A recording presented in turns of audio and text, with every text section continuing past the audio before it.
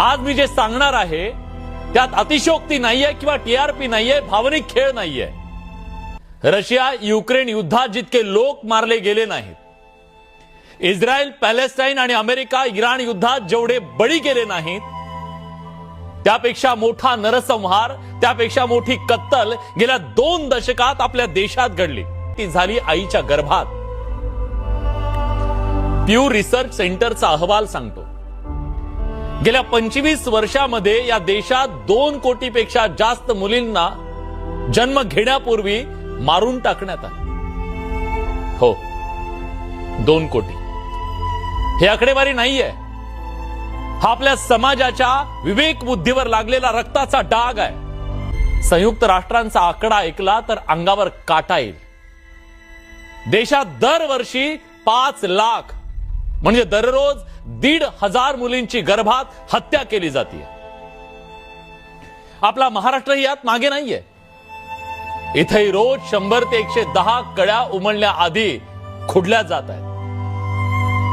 आपल्या लेकींच्या रक्तानं हा महाराष्ट्र लालेलाल होतोय. जिथं आपण छत्रपती शिवाजी महाराजांचं नाव घेतो, जिजाऊंचा अभिमान बाळगतो, सावित्रीबाई फुलेंची जयंती उत्साहात साजरी करतो, त्या भूमीवर रोज शेकडो लेकींची हत्या होतीये, हे वास्तव आहे.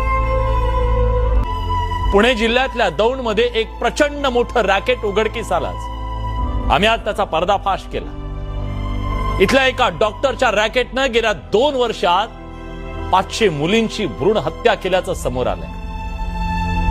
खरं सांगू, त्यांना डॉक्टर नाही, क्रूर कर्म आणि कसाई म्हणून.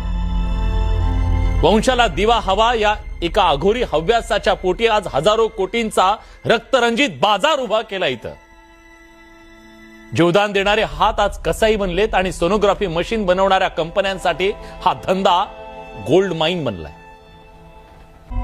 समाजात लागलेली ही आग तुमच्या माझ्या उमऱ्यापर्यंत येऊन पोहोचलेली आहे. या आगीची झळ प्रत्येकाला सोसावी लागणार आहे. मराठवाडा आणि उत्तर महाराष्ट्रातल्या कसाय डॉक्टरांनी जे पाप दशकभरापूर्वी केलं ना, त्याची फळं आज तिथली तरुण पिढी भोगतीये. गावगाव शेकडो पोरं बिना लग्नाची फिरतायत आणि यातून सुरू झालीये मुलींच्या खरेदी विक्रीचा बाजार. बैलाच्या भावात 1,00,000-2 लाखात मुली विकत घेतल्या जात आहेत. पण कोटीनं मुली आमच्या पोटच्या लेकराला आम्ही मारत असताना आमच्या काळजावरती, समाजाच्या काळजावरती ओरखडा जर उमटत नसेल तर समाज म्हणून आम्ही खरंच बधीर झालोय का, हा सवाल आज चर्चेला घेऊन आलो.